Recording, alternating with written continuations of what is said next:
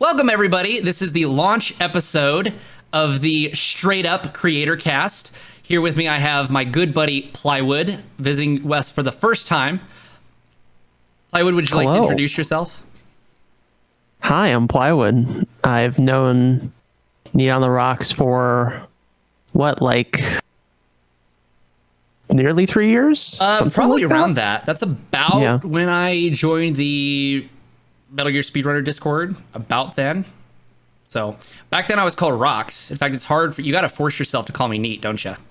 I've gotten more used to it over time. It's like your brain just starts to adjust.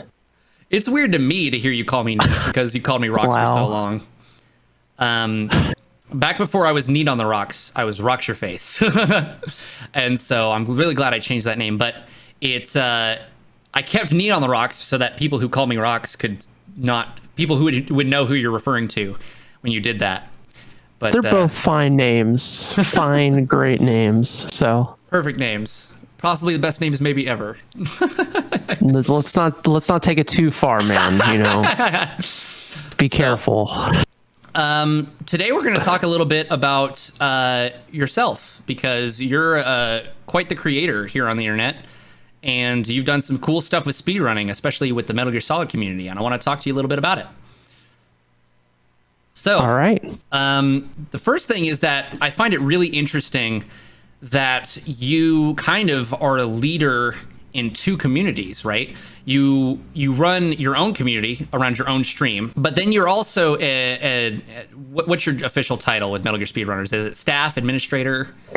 I am an administrator, admin for the Metal Gear Speedrunning community, and I've been that for... Actually, I don't know when exactly I got that role. It must have been... I think it was 2018. So nice. Sometime in 2018 that happened, and I joined the community in 2017, like in the late winter, early spring, around that time. Wow. So, and you're a pretty well-known member of the community otherwise anyway, because you're a world record holder in Metal Gear Solid 1 and have been for quite a long time. You've gotten world records in pretty much all the other games at some point or another. And you've represented us at a Games Done Quick event, which we'll talk about a little bit more later. So you're kind of become this, dare I say, this kind of leader in the Metal Gear Speedrun community. Dare you say? Dare you say? Well, I saw you getting kind of a smile on your face, like, oh, he's just blowing smoke up my ass. Like, nah. That's you're kind of looked at as this leader, right? And so I would like to ask you a little bit, like, what's it like trying to keep, because I've always had trouble even giving my own stream enough focus or my own stuff enough focus. How do you balance that with keeping people in check and helping people out and doing all the great stuff you do with that other community? I'd say it's difficult, and I still have trouble like keeping a good balancing act, honestly, because sometimes I will go from one end of the spectrum or another. Like, I'll be thinking a lot about MGSR and the speedrun community, and then other times I'll be thinking more about my own stream, and it's a weird balancing act, because my trajectory as far as like streaming and the speedrun community has been more communal focused more than like individualized. If you look at other people's trajectories who like went into the speedrunning scene at the same time I did and like ran a lot of different games, attended GDQ events, some of them, like, they were much more focused on what they were up to. And it's not necessarily like they didn't contribute to their game scene or whatever, but like it's a bit different when you're trying to also manage a larger group of people and try to like have events and also just like make people interested in promoting a series and working on the series and trying to make things faster. That sort of thing is not it's adjacent to streaming, but it's not the same thing. So a lot of the people who come into my chat and my stream, they are people in that community, but some people are just purely there to hang out with me, which that I appreciate as well, of course. So yeah. Now, would you say that what you said earlier about trying to expand the scope of kind of how people look at the series, would you say that's why you kind of are one to push people to run games that aren't necessarily run all the time, like Ghost Babel and Acid and those that may not have very many runners? Yeah, I would say that is one of my motivations. I like it when people want to push things that really haven't been looked into before, because that's sort of my roots with running Metal Gear Solid. I started with the PC port, which at the time no one really ran. And then from there, eventually through investigations and, we developed the game further and really saw how broken the port was. That's now really the most popular platform to play MGS1. And so you can extrapolate from that how I prefer trying to go your own way and try to find things that other people haven't really looked into. So like with MGS1, looking into the easy difficulty. When I came out of the scene, no one really was running easy or taking easy seriously as like a category. The route was not super well developed, etc. And obviously I'm not going to say like, oh, this was all me. That's completely far from the case, but I saw an in and I wanted to make it work through that. Now, fast forward to today, I want my role in part to promote the whole series. It doesn't matter if I don't like X, Y, or Z game, or I think X, Y, or Z game is worse than another. I think they all have their appeal. And it was only last year that we finally got a route for every game in the series, or every major game in the series that like you can easily access. Mm-hmm. So the last two games that really needed a route were Acid 1 and Acid 2, and that was done. The PSP card games, if anyone's wondering what I'm talking about, Metal Gear Acid 1 and 2. So, and even to this day, like we have people doing things that I don't think anyone was really thinking about doing just a few years ago. It wasn't really on anyone's radar. For instance, we have a relay race tomorrow, which if you folks are interested in Metal Gear Speedrunning, I do recommend checking it out. Our first game is Portable Ops Plus, and it's the training modes. So it's all the training modes. And that was not a category, anything that was ran even a few months ago. So we were like, yeah, let's show it off. I don't know how it's gonna go. I don't know much about how that category, that run goes. I've kind of observed a little bit, but it's great to see even just two people pursuing something that others haven't, and saying, well, what do we have here? What can we see that that you can bring to the table? So that's really cool. I didn't realize that that's why you guys put that up front with the start of the relay race. I'd seen that was a category, and I was like, why are they doing that really, really obscure game? And it's because you guys are showing it off, because it's brand spanking new. So how do you get into speedrunning in 2020? How do you think you start out? Because I have no clue what to tell people when they ask me that question, to be honest. That's a good question. That's like, the starting point for anything is, how do I get into X, Y, or Z as a hobby, as a passion, whatever. I don't think it's really all that different from any other hobby where, okay, how do I get into canoeing? Well, you need a canoe. That's number one. It's kind of hard to canoe without a canoe. So it's the same thing with speedrunning. You need a game. Well, what game do you choose? The game you choose typically is a game you care about. I don't suggest people who are starting out to pick a game that you have no attachment to, especially not a game that you don't enjoy playing. Doing that sort of thing, you're not going to get a whole lot of mileage out of it, especially if there's no other motivating factors. So that's really the key thing, is finding that game. A game either you really liked from your childhood, a game that you enjoy today, within the last 6 months. Like if there's a game that really touched you and you really enjoyed playing, that you could play over and over again, you choose that. And I also think that there's a perception maybe from some viewers that like you're kind of like locked into a game, that you see some people on Twitch or YouTube or whatever who have speedrun a certain game for a long time. You know, I've kind of fallen into this category now with MGS1, and it gets a little bit overwhelming. Like I have to hit that mark, I have to hit that bar, and it really isn't like that. Speedrunning can be completely temporal, can be temporary. You don't have to stick to something. You could try something for a little bit and enjoy that for what it is and just try it out and move on to something else. You know, some people really stick to a game and they really get, you know, they dig their heels into something, really claw their way into something. Other people are like, okay, I tried that. That was cool. Well, let me try something else. And I think that's just the case with life in general. You have people who get really obsessed or interested in, and I say obsessed in a positive way here, where they have something they really care about, they nerd out about, and other people who are kind of wanderers. They wanderlust between things.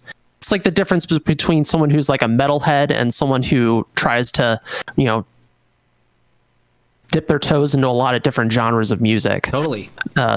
So that's like the general gist of it. I think there's a lot more that goes into like starting out with speedrunning, like finding a community. That's really key. It's just like any other hobby. Find a community around that game. Because generally, if you don't have other people to interact with, and that's why speedrunning has really taken off in a lot of ways in the recent years compared to, like, let's say 15 years ago or whatever. Streaming has become a huge thing. The way speedruns were done before wasn't quite as communal or instantaneous with how you connect with people. It was forum posts. It was people literally sending VHS tapes and DVDs in the mail. Just not the same process. And that process made everything a lot more isolated. So you only had certain communities around certain games that had the capital, the cultural capital that could really sustain something like that. You know, your Nintendo games, your GoldenEye, your Mario Kart, etc.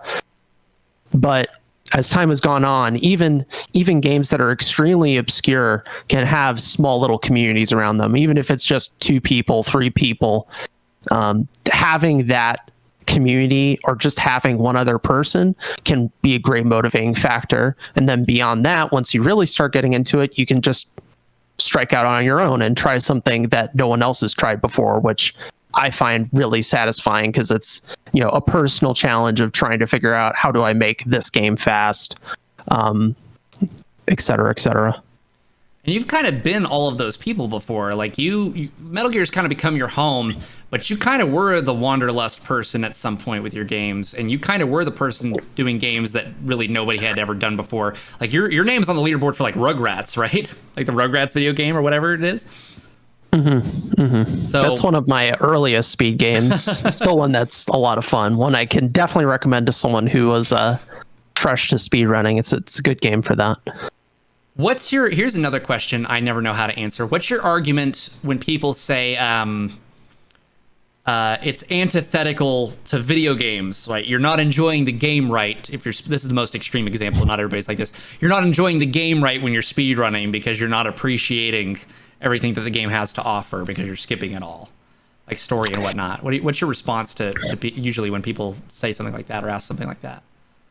That people enjoy media in all different kinds of ways, and I think it's judgmental to say you have to enjoy it a certain way.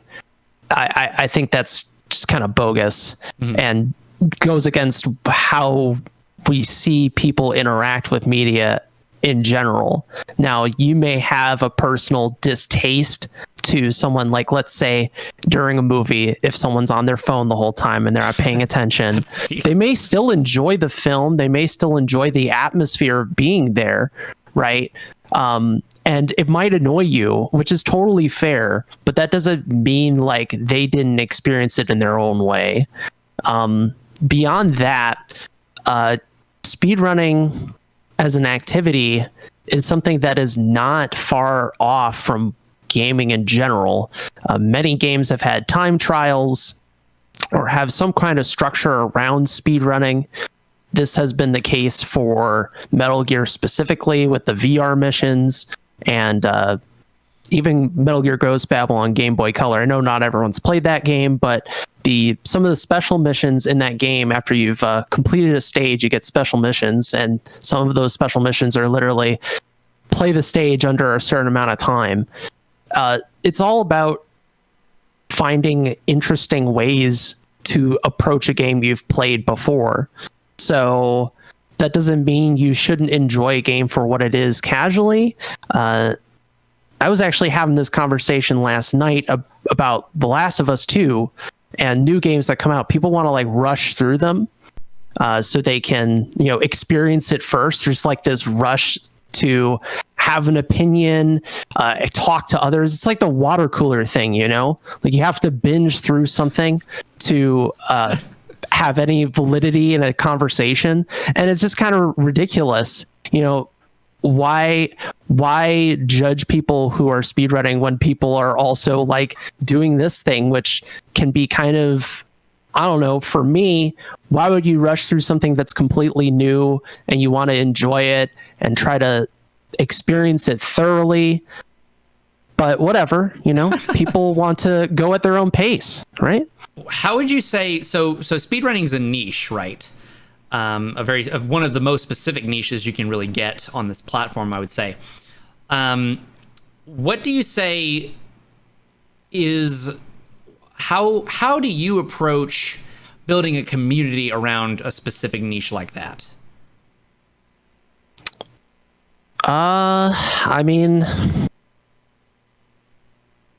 I think part of that just comes down to a person's personality and how they want to present what they do. There's different kinds of speedrun content creators out there, or maybe let me be a bit more specific, speedrunners out there, because there's content creators that don't really speedrun per se, but they make content around speedrunning, or they primarily don't speedrun. But the thing is, you'll see that some speedrun streams really are completely focused on the gameplay. There's not a whole lot of interaction between the speedrunner and the chat. The audience is just kind of there to see it in action, not really have any sort of interactivity between the runner and the audience. And then on the other end of the spectrum, you have people who are complete memers. They will interrupt their speedrun to mess around and make jokes. And, there's a lot more interaction. There's more jokes going on with, like, I've seen some people, like you'll have channel points or some kind of system that'll just screw with your speedrun in some way. And then that's a completely different approach. Mm-hmm.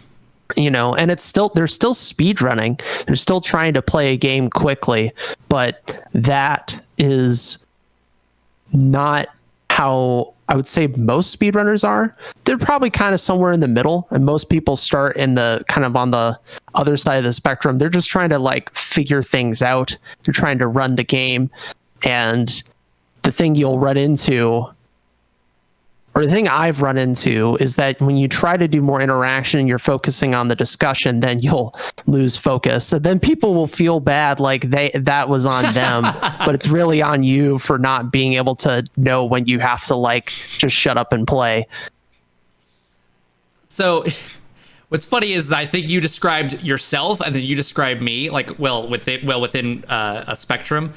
Whereas I remember seeing a speedrun of yours I think I was watching a VOD the other night. You had somebody had redeemed jumping jacks, and they were like, "When are you gonna do them?" And you were like, "Well, I'm not gonna. I'm on PB pace. I'm not gonna like just start jumping jacks in the middle of." Whereas I used to do back when in my very early days before I hit affiliate, and I was trying to hit 50 followers. I would do push-ups for follows, and every follow I do push-ups, and no matter where I was in the run, I would do push-ups in the middle of the speed run. So you might say, would you say that it's not very much unlike any other community where you really, when you want to build a community, you focus on the community? Yeah, I think so. Community means a lot of different things to people. So, and the relationship between, it gets into this whole messiness of what does the streamer want the relationship be to their audience. And I don't think there's really a right answer to that. That's just kind of comes down to what you want to get out of it. That's pretty profound. Let's see here. Thanks. What do you do when you're not speedrunning? Well, aside from managing the MGSR community and streaming in general, so sometimes I'll stream casual stuff as well. I'm working, of course, cooking, of course. I've been walking a lot more recently, trying to get my strength back, and I really do enjoy walking. I would say that if for people out there who struggle with their body image or get a little bit freaked out by the intensity of some workout plans, I think there's you've seen in recent times, at least it seems like to me, like more promotion of like really intense workout plans. For sure.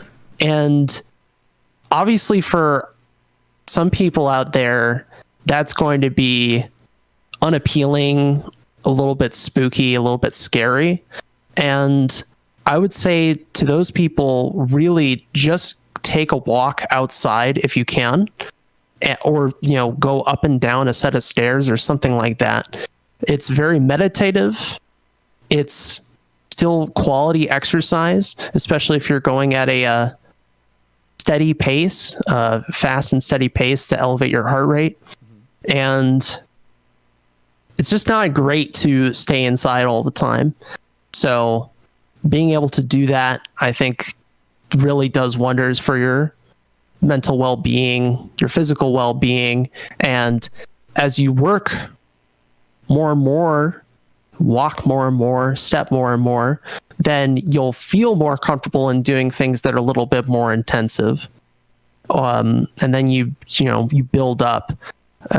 There's this thing that people do, and it's not like I haven't done this before too, where it's like, yeah, let's just dive right into something. And it's just, most people are going to, it's sink or swim, and most people are just going to sink. And that's not, I don't think it's a great way to approach things for most people. Most people need to have that gradual adjustment. So I agree entirely. Like I'm totally on the same page. I woke up extra early today. I woke up before I was supposed to start staying awake for 24 straight hours, just so I can get a walk in and enjoy the sunrise, or the sunlight that had come in already. Because it really is that valuable. Like walking really is that valuable, especially when you need to get an energy boost before something like a 24-hour stream. Another favorite of mine is swimming. I don't know if you swim at all, but during the summer I take special care to get a lot of swim time in, so I can get a lot of vitamin D and really, really good exercise. Where sedentary swimming, is just lounging in a pool, isn't the same, but I think it's as valuable as walking in some ways, to get just a little bit of extra exercise without having to go into some super intense workout like you're talking about. Swimming is great. I agree. That's another, I know that swimming is a recommended exercise as well for people who are trying to get back into exercising or starting out, trying to be active, because swimming, you really can go at your own pace. You don't have to, you have so many different types of swimming styles, so some are going to be easier on you than others. And of course, part of it as well is by walking or swimming, and you're moving your body, you're physically moving. It's a different kind of feeling versus being on an elliptical or being on a machine and you're not moving at all. It sort of gives you this, and I don't know how valid this is like scientifically, but you get this sense of actual progression. You're moving, you're actually moving, rather than I am moving, but I'm actually staying still, which is kind of strange. Yeah, that actually makes sense to me. I think there's, I enjoy appreciating kind of, nature, not even necessarily like walking in a forest or anything like that, but even just walking on a street. Just having an appreciation for the world going on around you, even if you weren't there almost. And you get a little bit of stimulus by taking a path through that and getting new stimulus through your path versus standing somewhere where you may be, which then people listen to podcasts on both kinds of walks and watch YouTube videos, watch movies during both. So I guess there's some kind of, maybe the mental stimulus thing doesn't have as much scientific backing maybe, but I don't know. I think you're right though. I think there is a value to it. And I don't necessarily understand the implications of it either, but I think it's worth talking about. So what do you do for you mentioned you're working. Are you able to discuss what you do? I actually walk a lot for my work, Nice. Which of course is something I like. But I work in construction. Really? Yes. Though I'm probably going to be shifting gears sometime in the near future, just because I've been working at a certain place for a few years now, and it's good to pivot to something else. I get you. I would have never guessed plywood works in construction. If you had said carpenter, I would have fell out of it. Like, I would have construction. Shit. It's related to the wood. So I would have shit and fell in it if you had said carpentry. Holy shit, man, that's hilarious. Anyway, yeah, I hope that goes well for you. Are you thinking about anything in particular to pivoting towards, or just like a different company or a different kind of work? I'm thinking about getting into customer service, because I've spent enough time dealing with doing a Discord admin role, adminning for a server, doing Twitch stuff, and I've done a little bit of customer service stuff for my company. Like, I think I have like the temper for it. It's just something that's probably a little bit more steady and easy to get. But we'll see. Hashtag nice. We'll see. I've never heard anybody in my life say, I'm thinking about getting into customer service, let me tell you. Give it a go. Speaking of your temperament, you are... how do I say this without blowing smoke up your ass? You are generally just like, you just have this cool demeanor. Like, you just maintain this like steady peace. Do you like... Let me pivot myself for a second. Do you meditate? Like, I don't, but it's something I've wanted to get into. I mean, in a sense, by walking mm-hmm. and exercising is a form of meditative practice. I mean, it just depends on where your mind goes. For sure. It's just because, like, I've seen you react a couple times to things like, Wolf 2 giving you troubles, or the speedrun going to shit, or somebody in chat the other day was really trying to push your buttons, and you were like, man, you need a timeout, and then you were done, and it was awesome, and you just had this completely, and you were laughing about it, and just kind of and you weren't excited one way or another with it. Like, you weren't cracking up at the guy, and you weren't scolding the guy, you weren't losing your temper. It's like you just were it's somebody in chat just said teaching us the art of chill. Just like you were just completely cool the entire time. And it's something I really admire out of people because I'm generally excitable. And so when I see people who are just cool and collected, I'm like, man, that guy's cool. So yeah, and the other side of it is people think I'm like an emotionless robot because I'm just trying to be even tempered and just relaxed. And they're like, what is up with you? I've known for a while that you've had a good sense of humor because I don't think I've ever told anybody this story before. There was one time this was a long time ago, before I was Neat on the Rocks.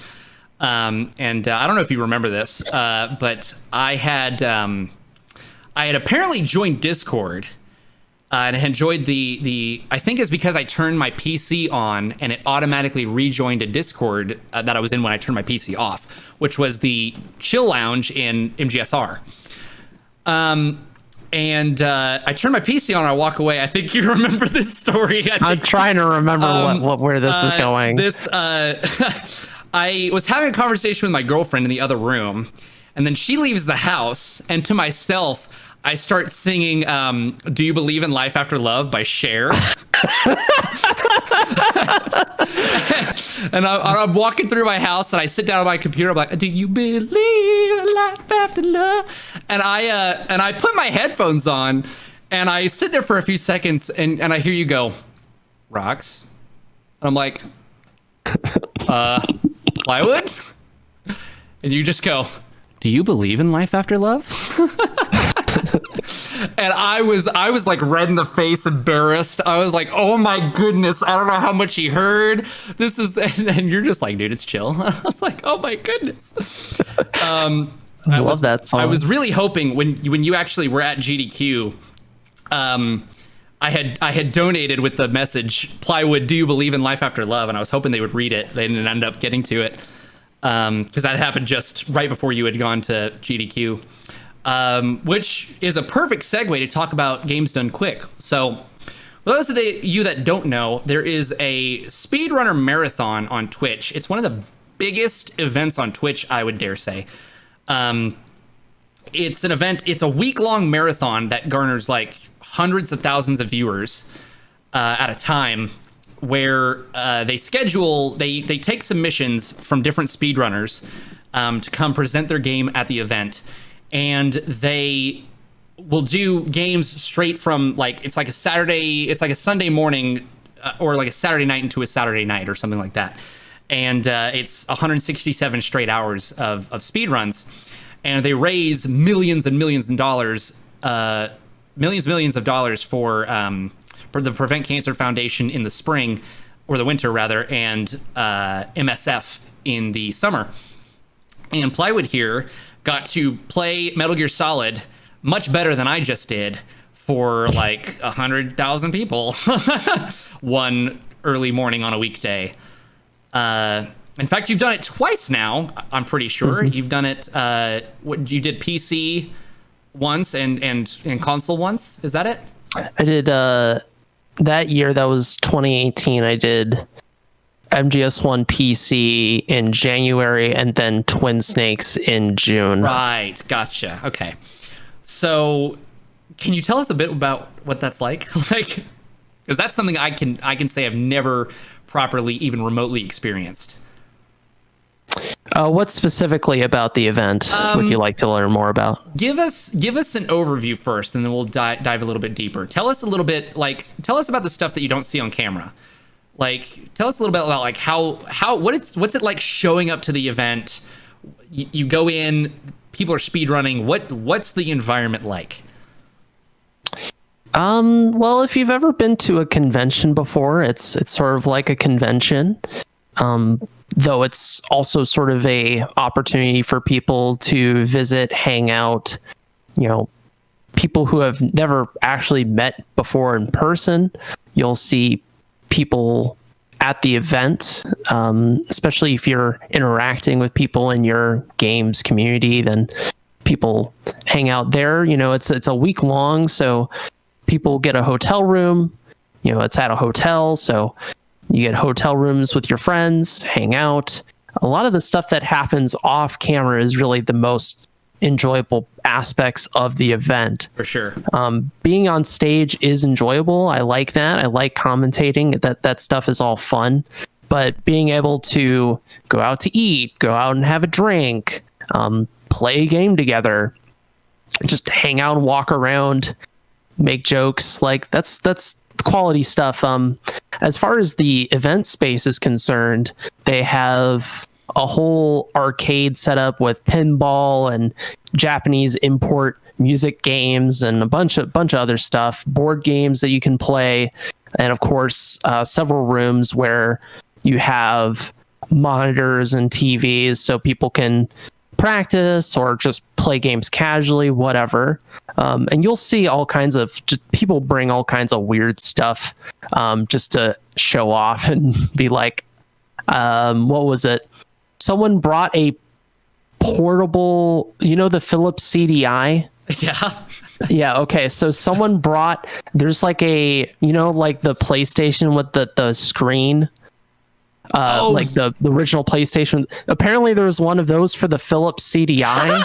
And dude brought it. I was like, what is this? What? I don't even know. I didn't know this existed. I don't even know what games there were for the CDI besides like the infamous Zelda ones. Like, yeah, the meme games. I think he was playing one of the Zelda games, but sure. Just, like, people will bring bizarre stuff. The thing that I've seen year after year is there's a Genesis game that was like a hack game or a fan game, whatever you want to call it. A game that wasn't officially published. Right. It's called Pringles. There's a station with a Genesis where people get to speedrun the Pringles game. And there's like a little Pringles plushie, like the mascot. A little plushie there, and you're supposed to run Pringles there and go for the fastest times. Just like kind of bizarre stuff. I mean, awesome stuff and fun stuff, but just like things you wouldn't typically see day to day, like a Pringles plushie next to a Sega Genesis. Did you speedrun Pringles? I gave it a go. I played Pringles for a little bit. Nice. Did you make any friends at the event?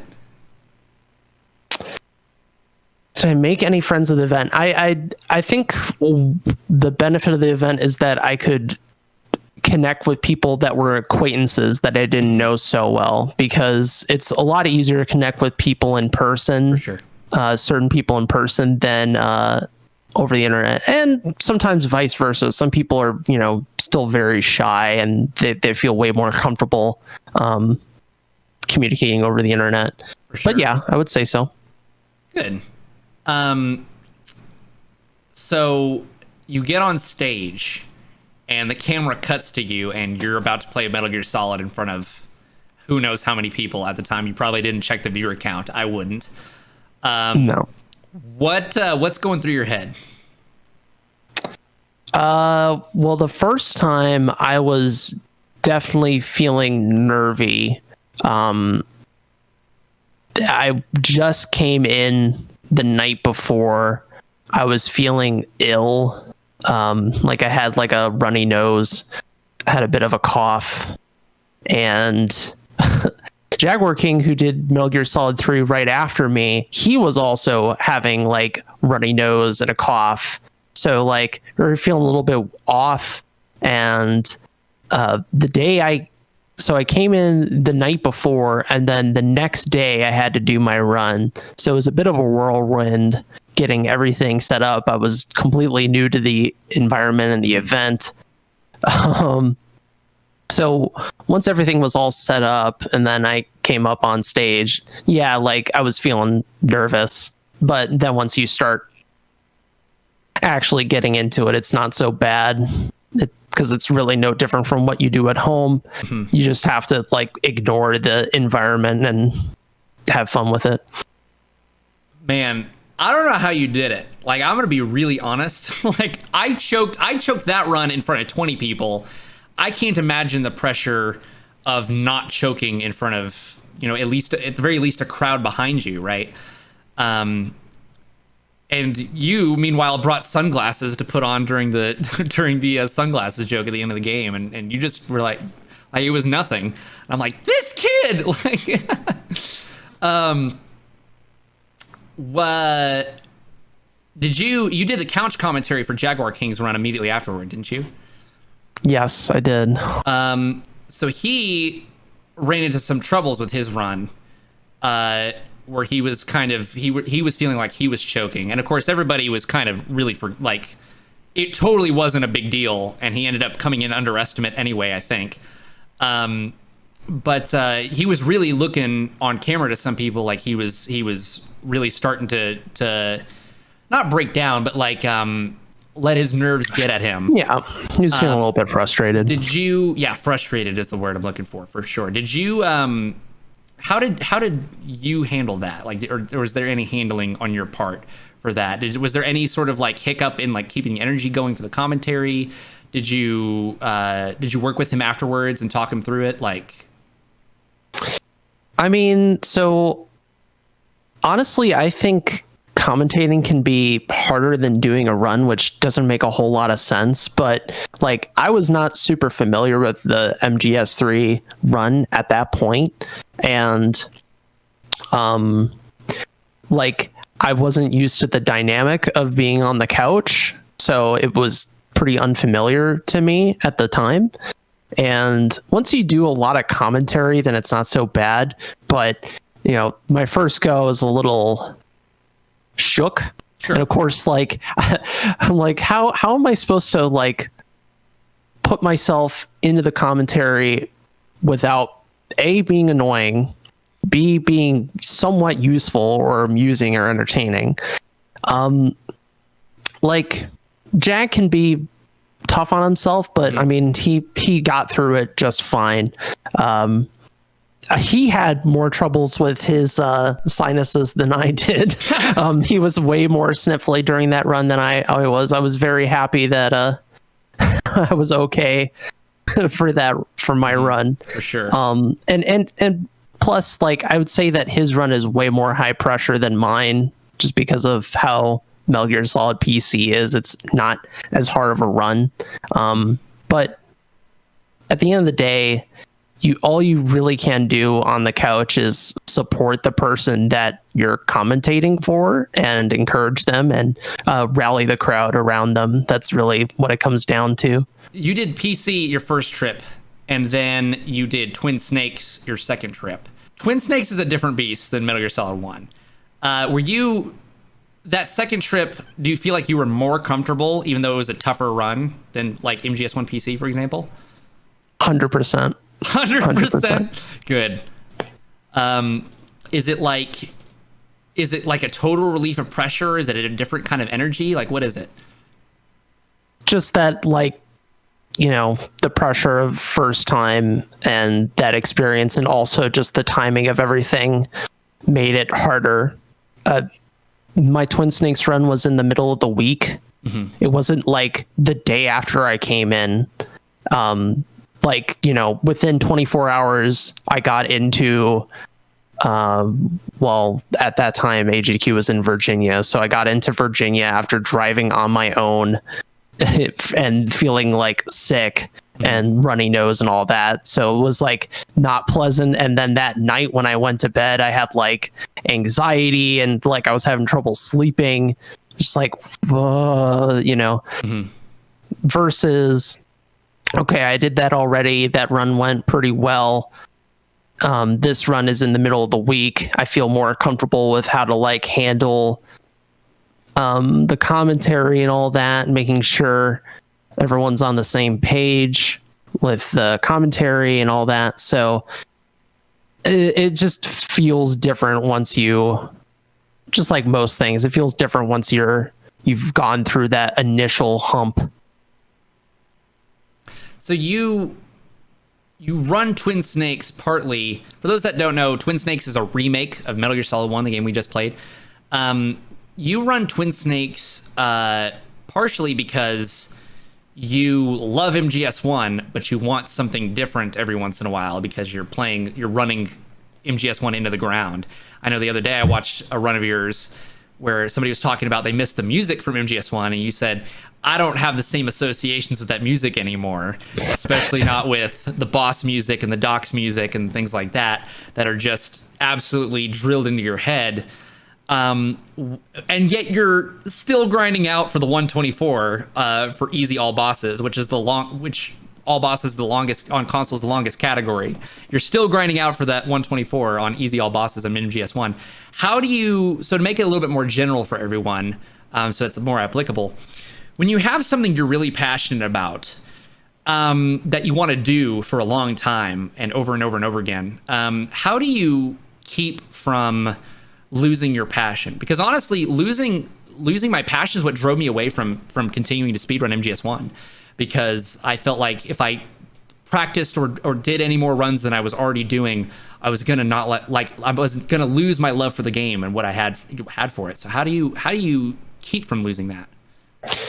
That's definitely a struggle I think a lot of people who try to get into speedrunning have, and people who have been doing it for a long time. They have sort of a crisis of confidence, or they start getting burned out on the whole thing. I think that really just comes down to you can't let it really, your life or your streaming or however you want to put it, revolve around that. And it's also sort of like a mental game, how you approach it so you don't have like really negative feelings about it. It's true that like when you start speedrunning a game a lot and you really get good at it, it's going to change how you feel about the game. I mean, it would be strange if it didn't, you know. Mm-hmm. You're going to learn things that you never really learned before about a game you like or whatever. So there are times when I take breaks from MGS1 and I have to step away from it, do other things, try other projects, or approach MGS1 in a way where I'm not doing speedruns, I'm working on the speedruns in a certain other way. So like making tutorials, you know, right. Yeah. Collecting data, doing science, trying to figure out, okay, what can I do here? What can I do there? And that's way less pressure. A speed run where you're trying to PB or you're trying to get a world record, there's a lot more pressure there. There's less room for error versus when you're just trying to investigate things, and you know, you can take it at your own pace, stuff like that. I know most people really want to watch more so the actual runs and see that success, but speedrunning isn't always like just the successes. It's all the failures, it's all the development, it's all the investigation. And that's why, you know, years on now, I can, you know, I'm really good at the game, not because I practice every day or anything like that, but I've put in enough time and looking into things that it's sort of become part of, you know, my neural network or whatever. And then you're not pressuring yourself to have to perform day in, day out. It's just something you've gotten used to. I'm sure you probably have some knowledge of this just from playing music, right? Musical instruments. It's a similar thing, right? Like if you play an instrument every day, you're going to get better. And if you try others, you know, different songs, you develop your talents, your skills, you try new things, playing new notes that you're not used to in certain combinations and certain time scales, whatever. But if you do that too much every day, and that's all you're doing, you're going to get burned out. You're going to have issues like being able to continue on. And that's when you have to like take a step back, have some perspective, try something else, enjoy something else, because the instrument will still be there. The game will still be there. You don't have to do it all at once. And I guess it's sort of a thing of, would you rather burn brightly for a short period of time, or do you want to have that light go steady for a longer stretch? And if you want that second option to happen with a game you really care about, you can't. I mean, I guess some people can do it. I think it depends on your motivations and like how much money you're getting in if you're, most people don't earn a lot of money from speedrunning, but like if you have a motivation for your food and your money and your rent and all that, like that's going to be a greater motivating factor, right? But otherwise, you have to enjoy it. You have to still have something that draws you into it. Wow, shit, that's pretty profound. I've never thought of it that way. Legitimately, you got me with the comparison to playing an instrument, because there's been times when I've done exactly that. There's been one song that's been giving me hell, and I practice it over and over and over again to the point where I never want to listen to that song again by the time I'm done with it. In fact, most songs when I was in high school became that way for me.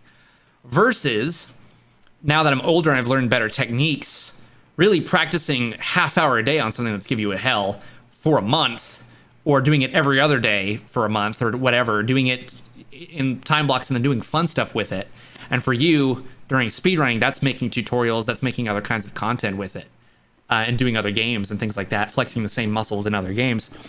It's kind of the same thing where you're not making it work. You're still doing the stuff that makes you happy, and then applying those skills in a way where you can then have like a product that you're proud of, like a world record or a performance for a song, and that other people can enjoy. It's almost like a one-to-one comparison. That's really, really, really awesome. I really, really like that. So Metal Gear Solid, we'll talk a little bit about the game itself, because I know both of us are really, really into it, and about the series itself.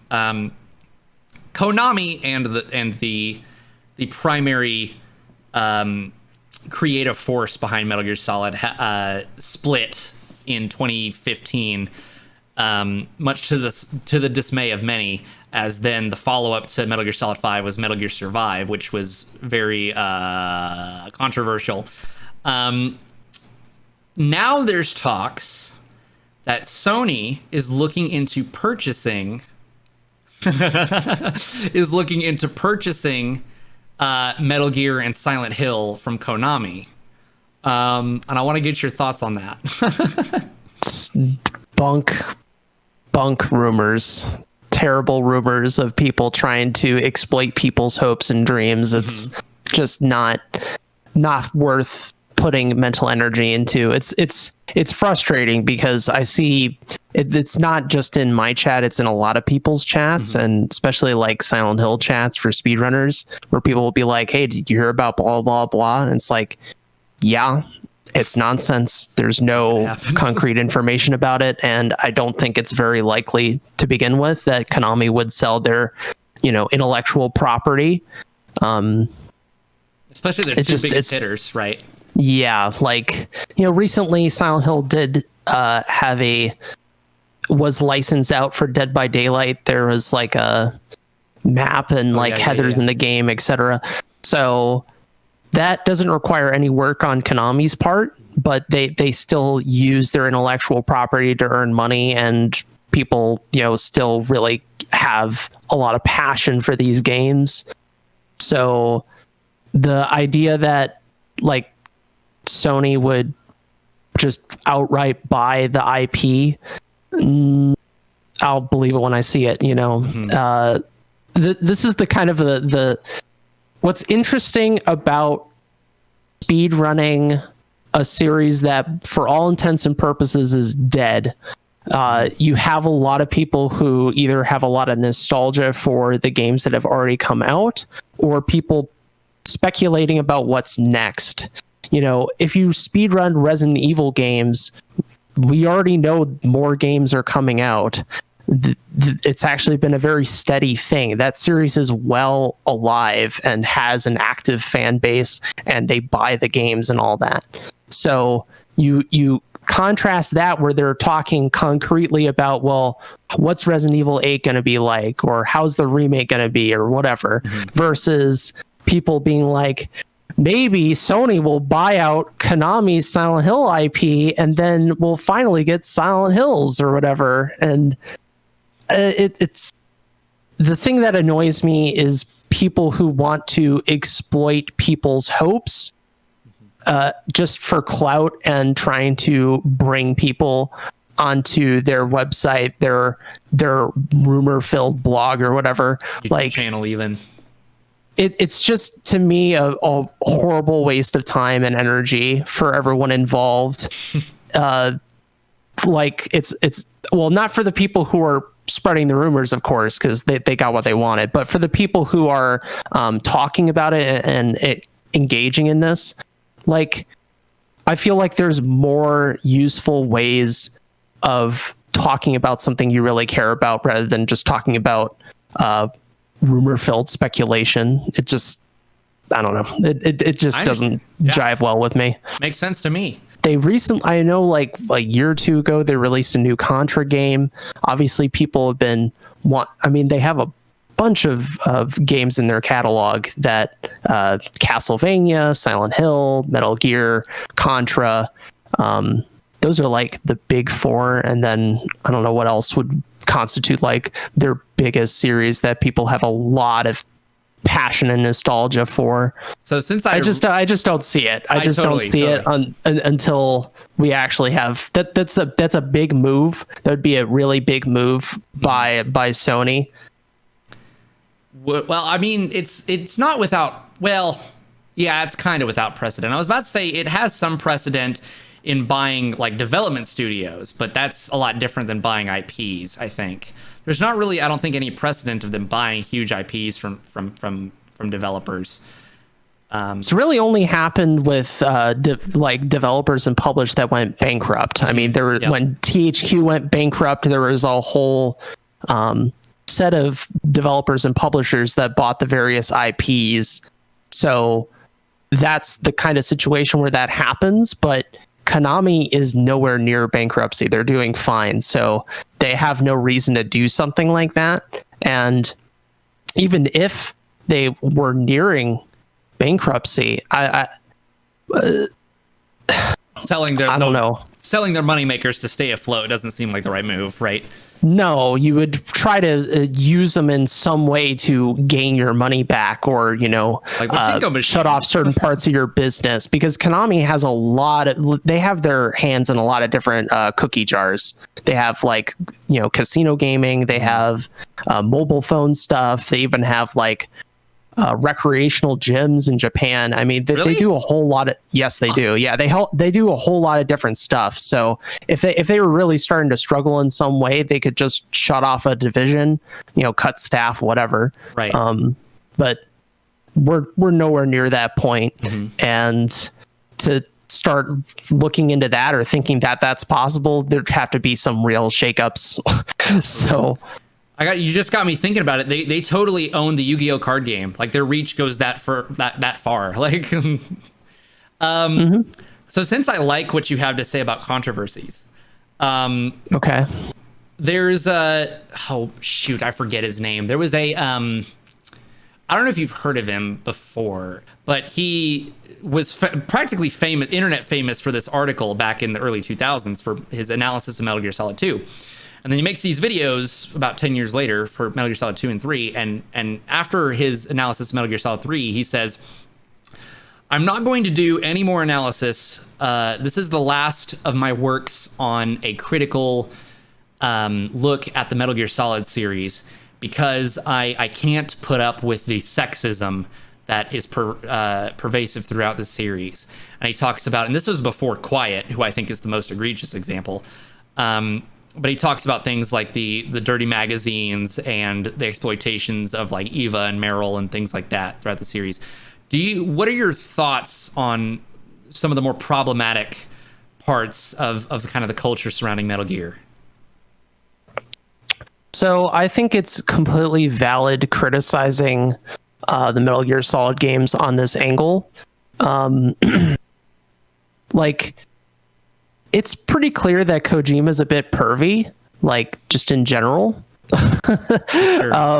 Has gotten pervier with age. Like the various Easter eggs that are in the games, and how the interactions between Snake and certain characters. Now, there is something to be said about the fact that Solid Snake fits that archetypal role of a chauvinist, right? He's a chauvinist, James Bond like, and obviously James Bond, if you really look into James Bond, actually don't really have to look too deeply into it and see some issues. So, you know, we're coming from that angle. Now,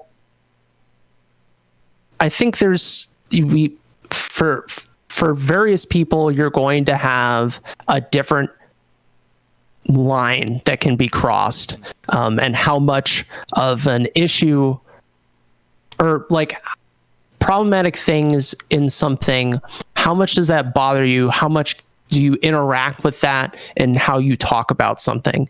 Because I can comment that I feel that some of his writing for females isn't that great. And what a lot of the females in the series, their role is to either die, get hurt in some serious way, and be used as like a catalyst or motivator for Snake, right? That happens in like all the Solid games to one degree or another. So, like it's an issue. It's definitely there. Now, for me, and I'm saying this as a man, of course, so that changes my own perspective on it, but I can look past some of this. I can still criticize it or feel uncomfortable with it and say, yeah, that's too much. I mean, I played, well, maybe something that's kind of fresh in my mind. Recently, I played Metal Gear Acid 2 for the first time, and I thought the gameplay in that game was really good, a huge improvement over Acid 1.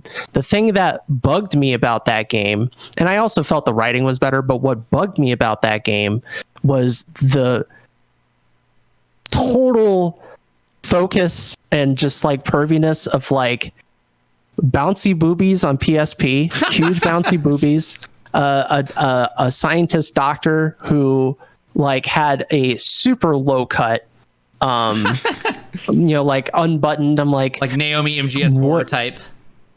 Yeah, like would she really be wearing clothes like this? I mean, I get like maybe she wants to be a little bit loose because it's like an incident going on. You don't want to be all uptight, but it was a bit too much. And just the way the companion was written, in relation to Snake, like literally asking, like being like, yeah, Snake, we're going to go out after this, like that kind of stuff. And there's a mission in the game. You know what dowsing rods are? Skyward Sword, unfortunately, has led me to know what dowsing rods are. Yeah, so there's a dowsing rods mission in Acid 2, and it's this really obvious and stupid innuendo where the colder, warmer, you're trying to find a secret spot in the level, and the innuendo of your female companion Venus, the way she's talking about it, of course, is just about sexual intercourse, right? Yeah. It's just about fucking, and like, oh, you're finding the spot, you're getting closer to the spot, yada yada. Like, it's just so much for me.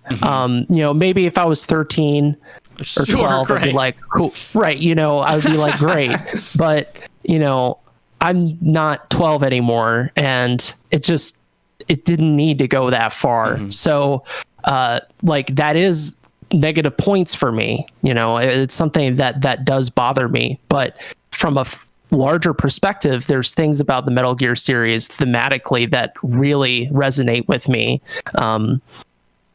The issues of nuclear proliferation, what is truth in the age of the internet.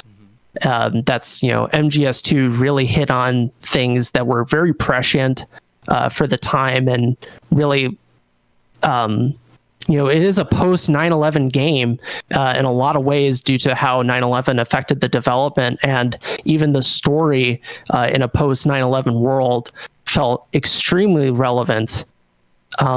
Now, do I think Metal Gear writing is the best of all time and like comparable to the greatest novels of the English language? No, I don't think so. But I feel like what it does, especially in the medium that, at the end of the day is a very young medium that still struggles with like how to really approach certain themes and express them and connect with audiences. Like, I think it's very admirable, and it resonated with me at a deep level. And I can still say that while still saying, yeah, I don't think Kojima writes women all that well, or it can be exploitative. Now, you can say that goes to the point of, well, it's just, sneaky spy movie, blah, blah, blah. But you can only say that so much, like if game after game there's this like weird sense of the difference between the male writing and the female writing, and like the situations that the characters get into, it's like it's okay to try something different. I don't think we've had a Metal Gear game there are certain games like Metal Gear Survive, you can play as a man or a woman, but it doesn't really make that much of a difference. Sure. It is a very male-oriented dude bro kind of series. Now, that doesn't mean women can't enjoy it, but I think generally speaking, a lot of the people who enjoy Metal Gear historically, most of the people I know, they're dudes. So, like, because that's going to affect it. Snake is about the furthest you can get from a feminine character for young women or any women to really identify with as you can get. Ryan's only marginally better. It got worse as the series went on, and it's what turns me away a little bit from the later entries of the series, because I find still today there's some defense to be made in favor of like Metal Gear Solid 1. You could say it is a critique of spy movies and things like that, where the character is totally a chauvinist and the female is totally a damsel in distress and nothing more, and things like that. And there's elements of critique there that you can at least fall back on, versus Metal Gear Solid 4, Naomi's shirts just open half the game for no reason. The beauties are super criticized. The Beauty and the Beast core, I mean. Quiet, of course, in Metal Gear Solid 5, they come up with some convoluted reason she has to be in a bikini all the time, and it's like, all right, we're really losing kind of our ability to look at this and say, well, we're not doing this to be sexist, we're doing this to, take elements, because like the boss, obviously you mentioned every good female character has to die, but at least the boss, there's elements of like, well, why does she open her jacket? Well, to show the scar. Why does she open the scar? Well, to show her maternal side, because she's a mother. And why does she do that? Well, because she's a feminine character and she's kind of the mother of the series, and there's elements to the themes you were talking about there, versus Metal Gear Solid 4, Metal Gear Solid 5, there's almost none of that. And so do you feel like it was just Kojima getting older, or perhaps getting more creative freedom, where he could just do whatever he wanted, or letting loose? What do you think caused the kind of de-evolution into that kind of just distastefulness that was just kind of to the point of being overwhelming? Well, I think in part the culture shifted a little bit on what gaming was. Mm-hmm. I think people were more aware of these things and paying attention, again, as the culture shifted from just very dude bro and this like male focus on the market and the marketing. I mean, I don't think per se that, Solid 1 and Solid 2, like the female writing is amazing. I think the best female writing is in Solid 3. I think sure. Eva as a character uses her sexuality as a means to get ahead, and there's this sort of cat and mouse game between her and Snake that makes it interesting, and what their relationship is. It's very enigmatic throughout most of the game, like how Snake feels about Eva and how Eva feels about Snake. You get to the end of the game and you're like, she was about to kill him. Yeah. It's very, very interesting versus like what is Naomi's role in Solid 4? She's there to betray Snake again, make Otacon lose yet another love interest, and basically be like, yeah, I made Vamp, and I'm not that great of a person. And but actually secretly I was planning all this all along that was going to help everyone. And it's just like, this is getting so like absurd and convoluted. So I think the culture shifted a little bit, and I'm not a prude. I don't think there's no place for sexuality in games. I think it all just comes down to how you do it. I feel like in Solid 3, yes, it's exploitative where you can, when you meet Eva, around the time when you meet Eva, you can hold R1 and just like stare at her breasts if you want. But again, part of that is in service of she's literally doing that to try to manipulate Snake. That's part of the whole, she's doing the femme fatale thing. Yeah. So I think it's completely valid criticizing the games for that, because the perspective of the games is really male focused. So if people criticize them for that, I think it's completely fair game. And I don't think, for me, that doesn't mean, I think Kojima failed. I think Kojima failed in a lot of ways, but that doesn't mean like the whole series is irredeemable. I think there's probably worse games out there when it comes to the treatment of women, but that doesn't mean that you could just say, hand wave away any issues that are in the games and their stories and the writing and plot. I have a lot of problems when it comes to the overall plot of the games, when it comes to the whole arc of the stories, but it is what it is. I kind of just let it go and just enjoy the games for the games, and not feel overly invested in where the arc of the story went. Like, really, my issues with the plot and the writing is this requirement to have everything interconnect and make this complicated web that most people are not going to understand or not care enough. And then once they actually care enough about it and they try to like piece it all together, it just becomes progressively more stupid. Do you think Metal Gear's the Metal Gear's tendency to do that has positively or negatively affected kind of the culture around like story-based games? Like, do you feel like games these days focus too much on interconnectivity altogether because Metal Gear has set a bad precedent for it? Or do you think it set a good precedent in bringing a cinematic experience to video games? I don't think it's that's really an issue most games have with interconnectivity, because most games don't have like a ton of games trying to I'm not aware of any games that have like this sprawling interconnected story where it's like a really key piece of the plot where it's like, well, this character's in this game and they connect with that game, blah blah blah.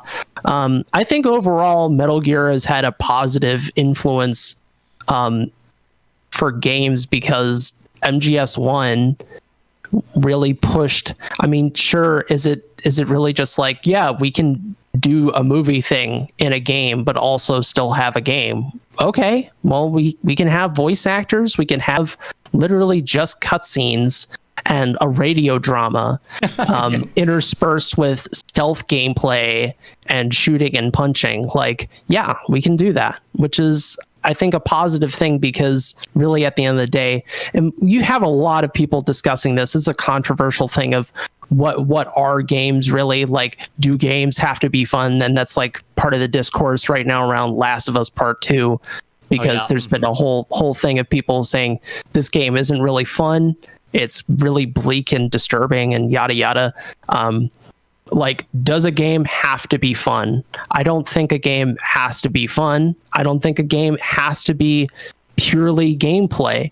And I think MGS really taught us that in part. I mean, there's other games as well that did that too at the time. But, you know, MGS1 really pushed forward on that cinematic angle and changed what people thought games could be. And honestly, like, MGS1 really strikes a fine balance, in my opinion, between cutscenes and dialogue and gameplay. If you're playing casually, it does a really good job at that, and sort of drip feeding you the story. Whereas some of the other games, I mean, all the Metal Gear games, like after MGS1, they have their own fair share of like exposition dumps and all that. Yep. You know, it's not always the cleanest thing, but MGS1 did a fairly good job of balancing it, in my opinion. And there's a reason why so many people have a lot of nostalgia for that game and appreciation for that game in terms of PlayStation 1. I think the other game that really pushed that along, just not in the same way, was like Final Fantasy VII. For sure. On PlayStation. That game, you know, felt way more alive thanks to the cinematics and the scope of the world and the 3D that really made people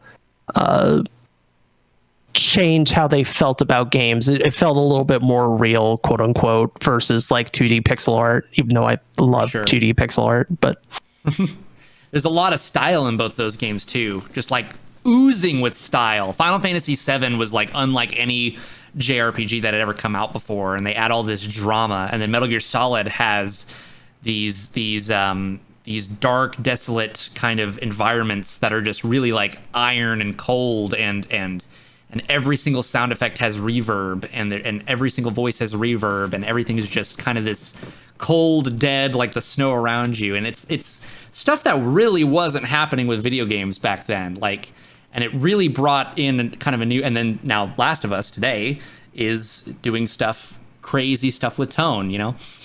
I'm glad you're answering my questions before I can get to them. I'm glad you keyed in on, do you think games can be fun, or have to be fun rather? I'm sure you think games can be fun.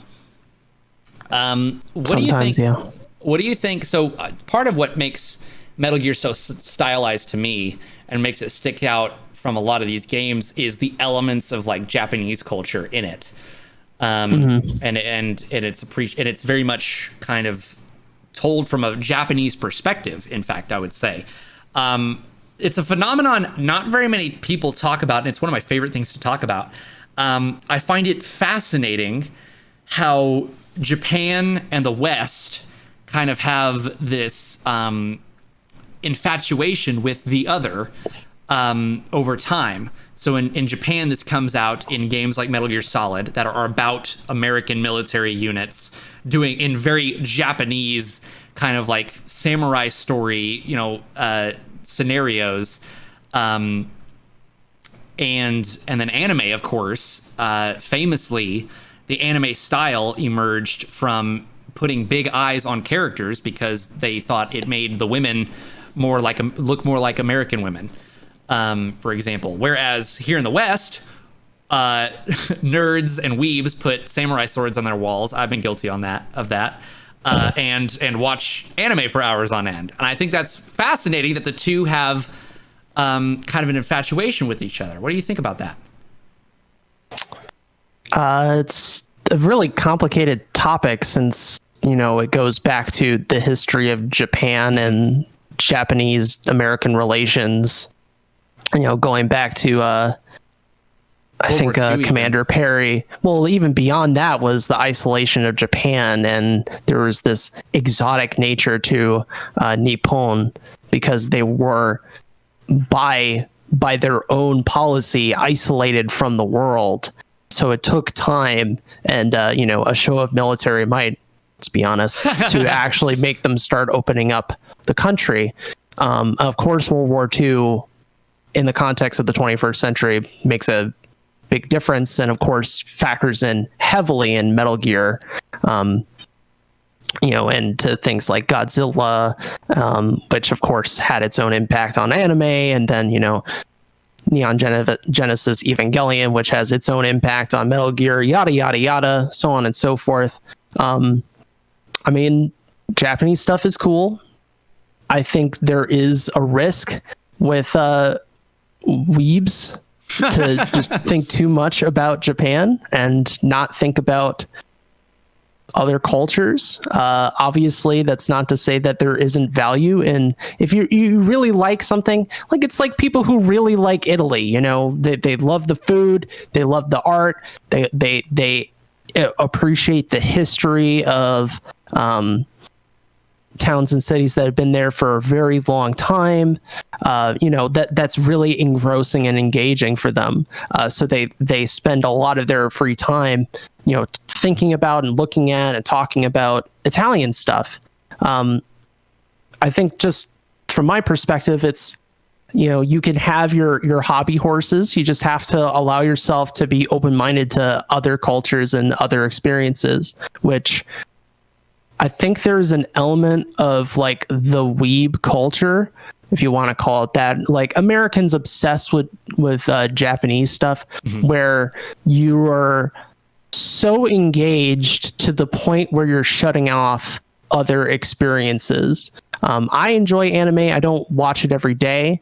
And I've definitely enjoyed Japanese movies and such, but like, I mean, just putting it into the larger perspective of the continent of Asia, why not look at what kind of cultural things have come out of Korea or China or what have you? The world is both a big and small place.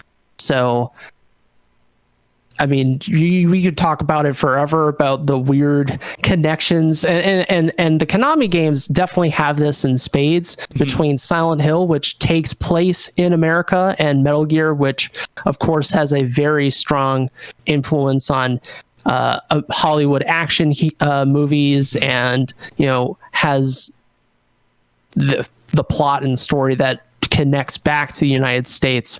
So what's your kind of ambition? Where do you want to take yourself with like Twitch and YouTube and the MGSR community? And what are your goals?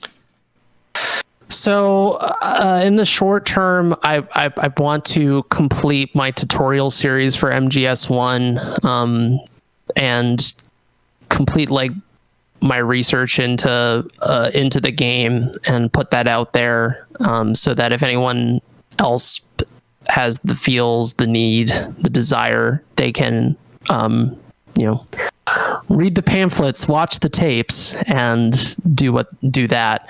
I don't know if how long term, you know, no one really knows how long term Twitch is, sure, how successful it's going to be in years' time. I think Twitch still has really like a prominence in the streaming market and game streaming, and I still find it enjoyable.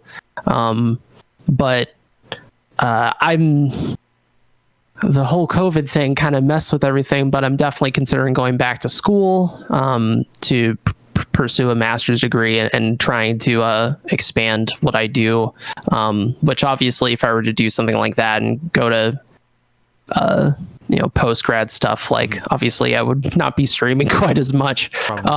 So, but I mean,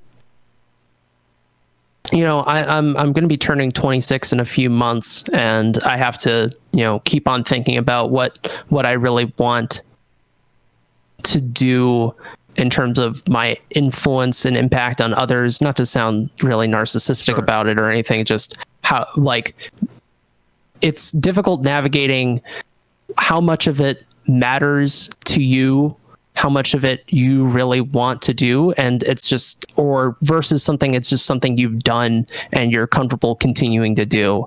And I think the key thing with creativity and pushing yourself, and making a positive influence and impact on people to be better people and live healthier lives, is you have to not get comfortable. You can't just like keep on doing the same crap day in, day out. You have to allow yourself to push yourself into other uncomfortable positions, which is something I struggle with. I get complacent. I I like feeling comfortable, and it's something that is hard for me to navigate, because for the longest time in my life, I've always had trouble really knowing what I want to do and where I want to go. And of course, if you spend so much time doing that, you're not really going anywhere. Time will pass you by. So, I know that got a little bit serious there, but I didn't mean to get you so existential, scaring yourself or anything. Yeah, no, you're good. I can do that. I do that well enough on my own. But short term, I'm going to keep on pushing for 1 hour 24 minutes for MGS1 All Bosses Easy, and then I want to learn MGS1 All Bosses Extreme, which has been on the bucket list for a while now. And then, of course, like I said, finishing the tutorial series and whatever research I need to do for that. Mm-hmm. Do you ever see... These are two questions. Let me ask them in the correct order. Do you ever see yourself doing something creative, whether it be Twitch, YouTube, anything where you're creating content, so to speak, full time? And do you even want to do something like that? Probably not. And the reason being is I feel that for me to feel and stay motivated, I need to also be doing other stuff, or there needs to be other focuses in my life. I don't know. I think some people stick to it better than others. I've never really thought that I would be able to stick to it in that kind of serious, regimented way. Would you say you have to separate your work from your creativity then?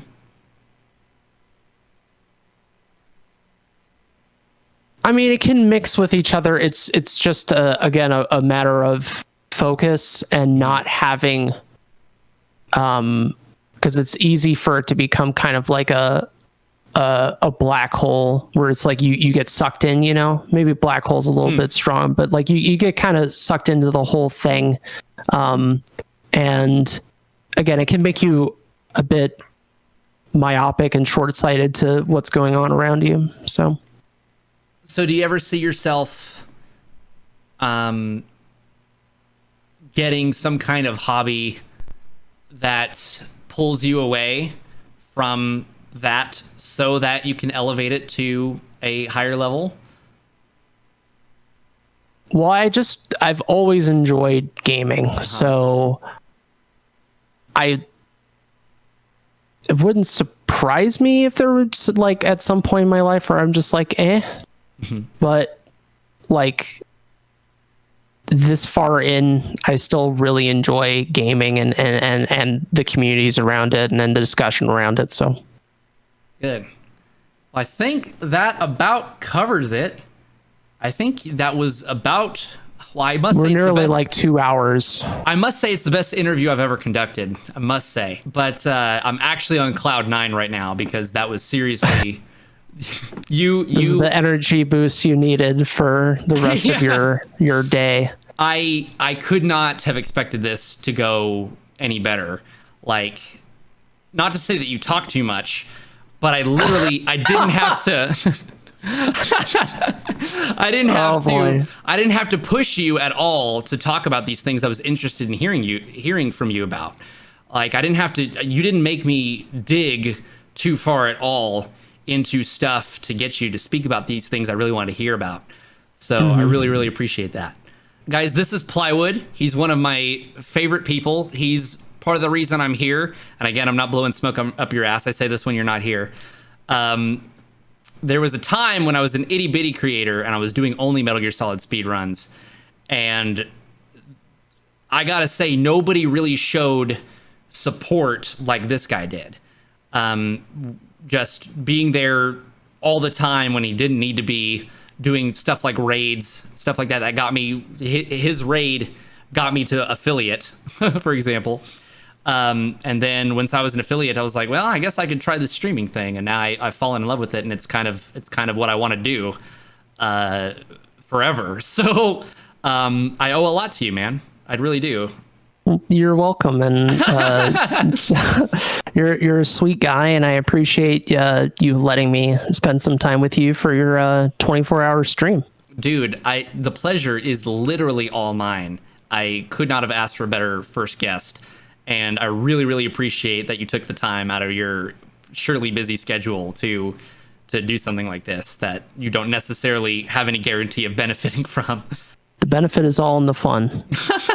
I got to commentate before we go totally into ending the stream. I want to say I really enjoyed commentating for your run with Tromboncino a little while ago. Doing that with Jaguar King. That was I was super blessed to do that as somebody who considers himself kind of a secondary member of the Metal Gear speedrunning community. To have the opportunity to do that was super cool, and I really appreciate you guys all keeping me as part of the family, even though speedrunning is not something that I'm doing, all the time, and I'm not always in that community.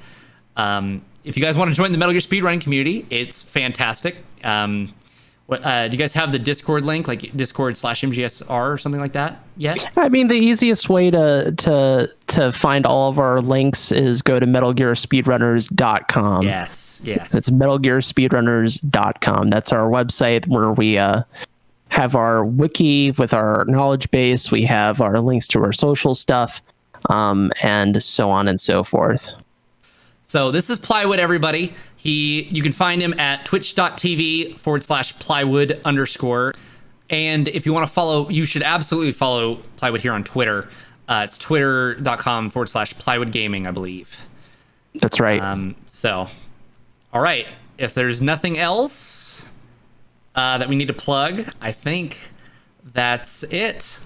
We gotta plug this podcast up. We gotta put the cork in. So, all right, I think we're ready to go now. I appreciate you, buddy. Love you. I'll talk to you later. Thank you. Love you too. Take care, man. Enjoy the rest of your 24-hour stream. I'm gonna try. Stay hydrated. Thank you. And stay safe with it, because it can be a little bit stressful having the 24 hours. That's right.